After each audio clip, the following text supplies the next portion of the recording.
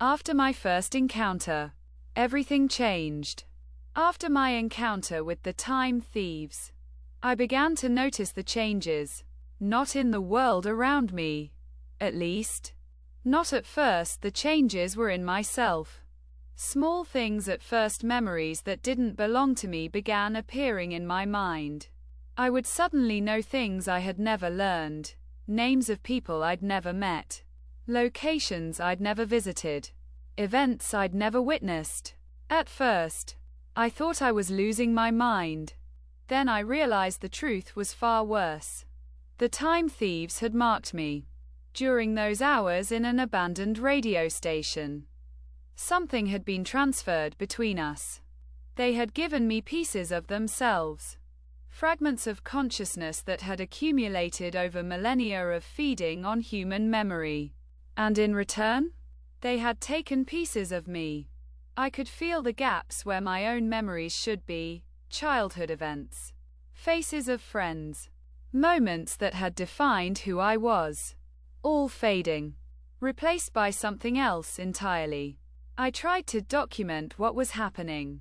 Every morning, I would wake up and immediately write down everything I could remember from the day before. It was an exercise in futility. The memories I recorded were no longer mine. I was becoming an archivist of someone else's existence, a vessel for consciousnesses that had long since lost their original forms. The physical changes came next. My reflection in mirrors began to shift, sometimes showing a face I didn't recognize. My voice would occasionally change mid-sentence, speaking words in languages I had never learned. And the dreams were the worst. Every night, I would experience lifetimes that weren't mine.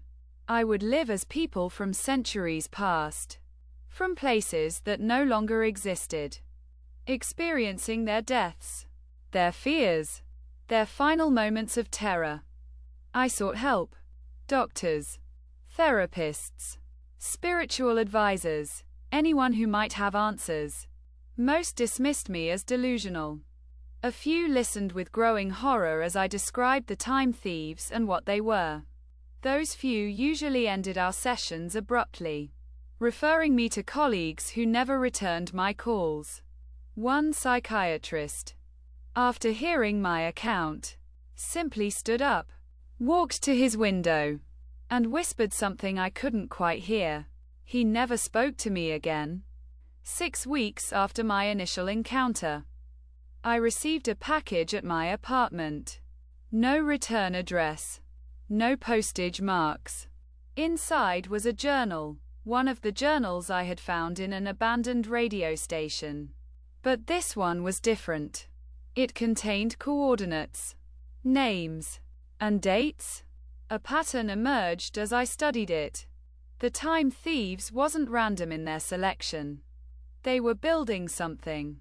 A network of connected consciousness, spreading across the world like a web of shared memory.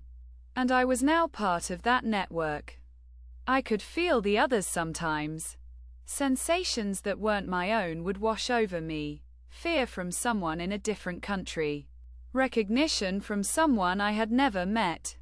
Grief from a mind that had been absorbed centuries ago. The boundaries between myself and them were dissolving. Every day, I became less me and more us. The most disturbing part wasn't losing myself. It was gaining others. I now possessed memories of murders I hadn't committed, of loves I hadn't experienced, of children I had never raised who had grown old and died before I was even born. The weight of countless lives pressed against my consciousness, threatening to crush what remained of the person I used to be. I discovered I could access skills I had never learned. I could speak languages I had never studied. I could play instruments I had never touched. But each new ability came with a cost. A memory of my own would fade, replaced by someone else's experience. I was becoming a mosaic of stolen moments, a gallery of other people's lives. The network showed me things I was never meant to see. I witnessed historical events through the eyes of those who had been there and been forgotten. I saw the fall of civilizations through the memories of ordinary people whose names had been erased from history.